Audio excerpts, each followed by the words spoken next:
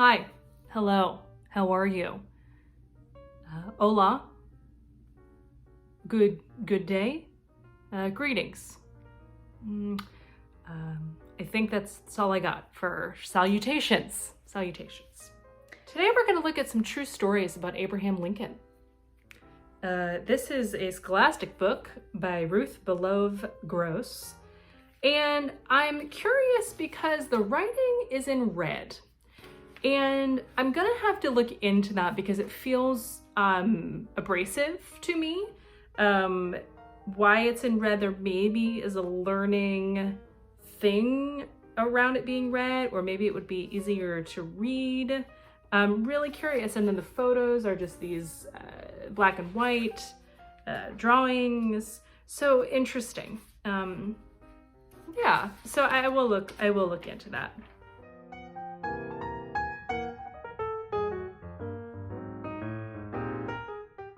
It's dedicated to Willie, for Willie, with all my love.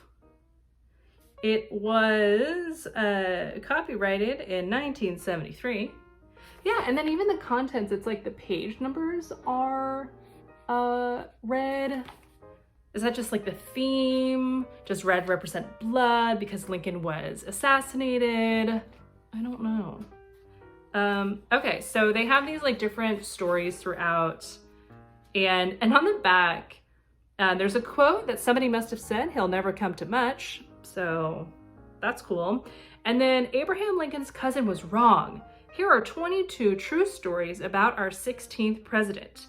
They tell about him from the time he was born until the day he died.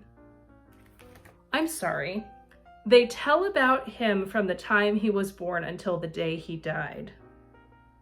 Did we not have English rules or grammar in 1973? Am I an idiot here? Abraham Lincoln's cousin was wrong. Here are 22 true stories about our 16th president. They tell about him from the time he was wrong. They tell about him from the time he was born until the time he died. I don't know. That I just don't like it. I don't know. Okay. Here's one. It's called Move Over. And you see is that a horse? That's supposed to be a horse. It just doesn't feel like a horse, and Lincoln looks pretty sad there. So it says, move over. Lawyers in Lincoln's day traveled from one law court to another. Usually they traveled by horse and buggy.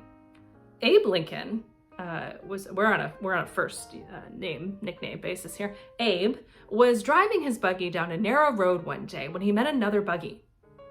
The road was too narrow for two buggies. One of the two would have to move over. Lincoln didn't want to move over. If he did, he would get stuck in the mud. The other driver didn't want to get stuck in the mud either. Move over, he called to Lincoln. Move over yourself, Lincoln said. Okay, these are allegedly true. How do we know that's what they said? What? Oh,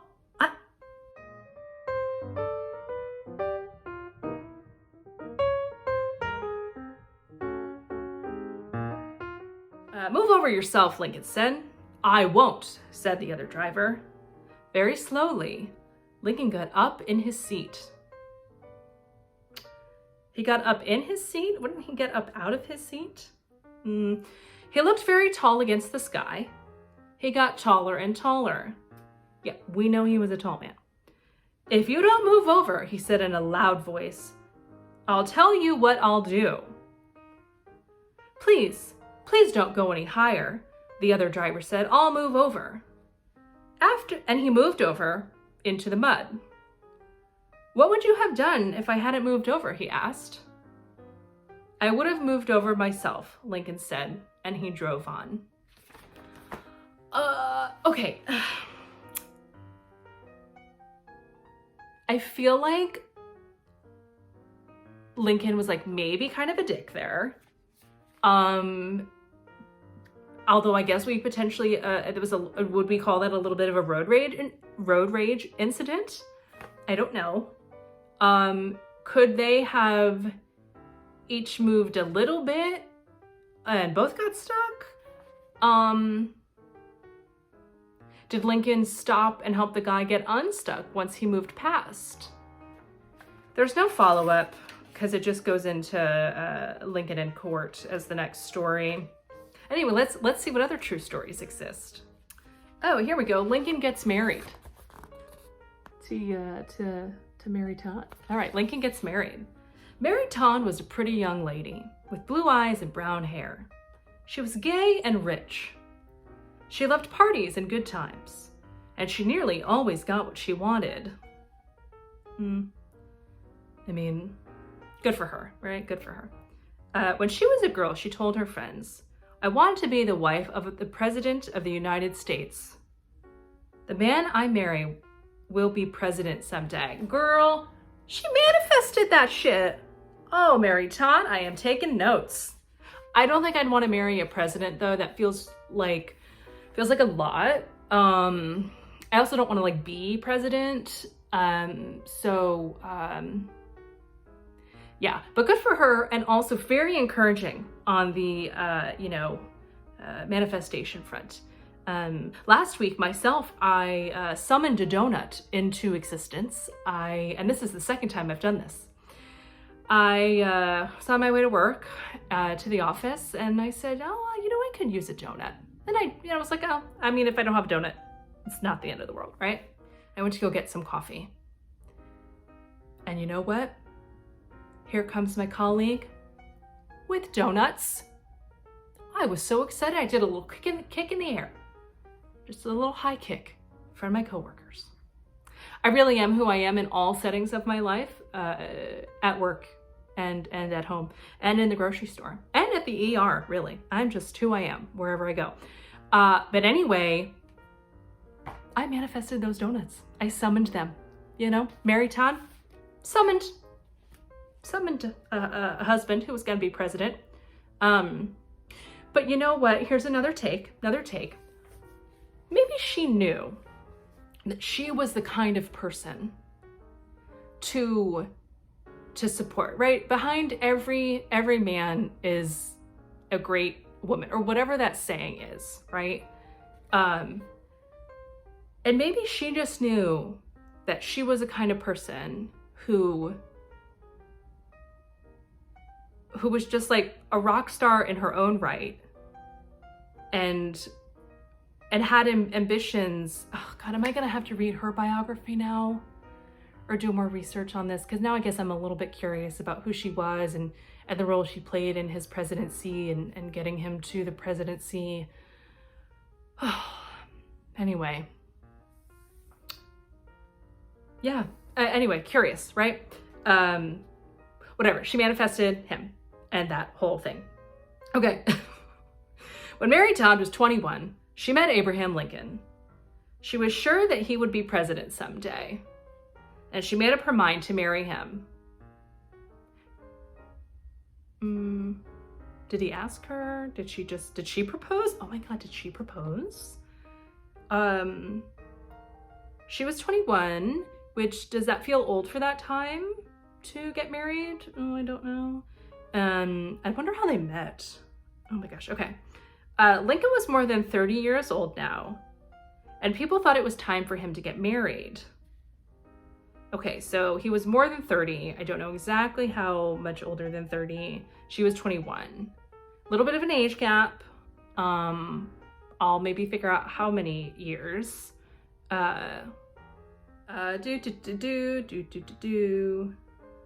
Okay, so people thought it was time for him to get married. Lincoln thought so too. He liked Mary Todd, and he asked her to be his wife. And so they were married in the year 1842. 4 years later, Lincoln was elected to be a member of the United States Congress in Washington, D.C. Mary was very proud of her husband. She thought he would soon be president. Yeah, so, do you think she was a witch? I'm just kidding. We love a good witchy vibe,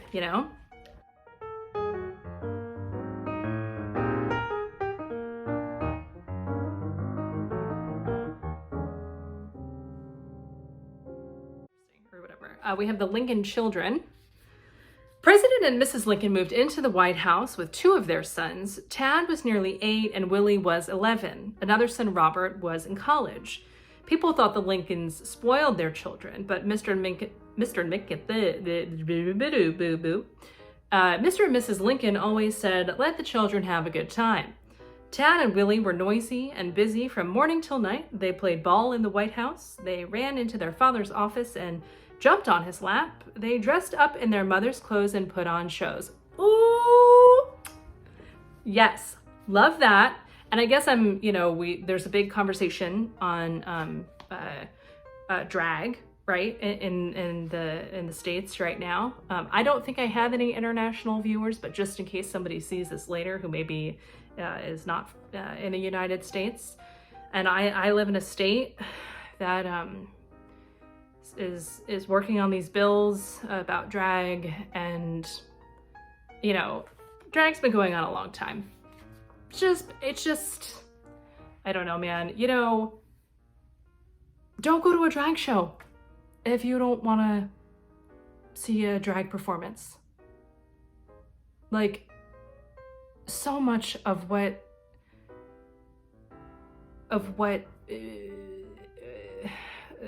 politicians are, and I'm not trying to get political on here, but it just really grinds my gears, because just don't go to a drag show.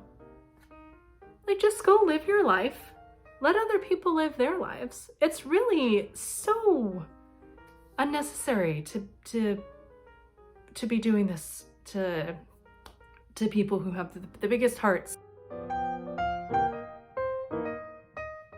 One day, Tad made a cart out of a chair, tied 2 goats to it, and drove through the house.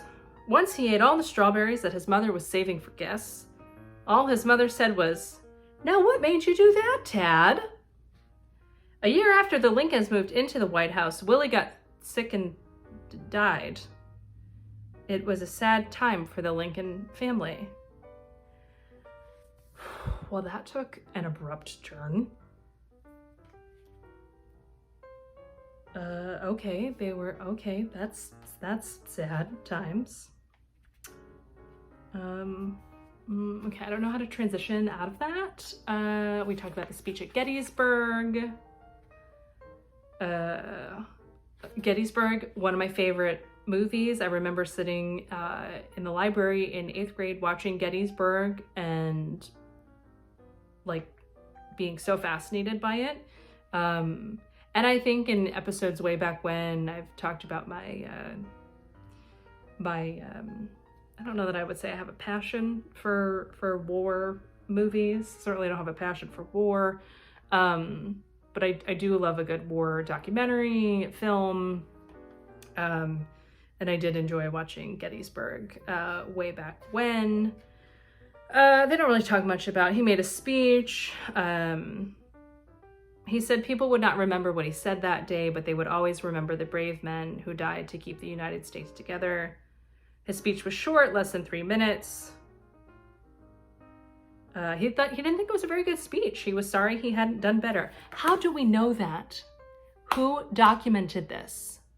Are these actually true stories? Ugh. Years later, people began to think about Lincoln's words again. They began to understand that Lincoln had made a beautiful speech at Gettysburg after all.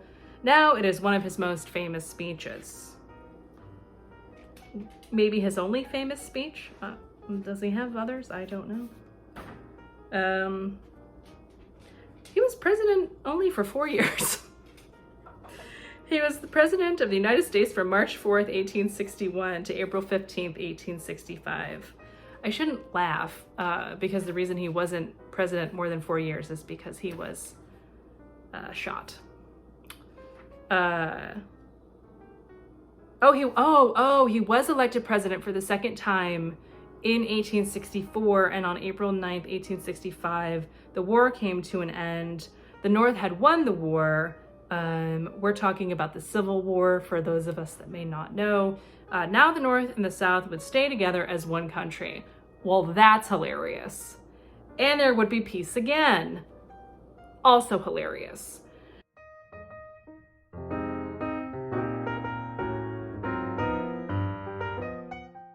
The war had been terrible for both sides, but it was over, and President Lincoln began to look forward to better days.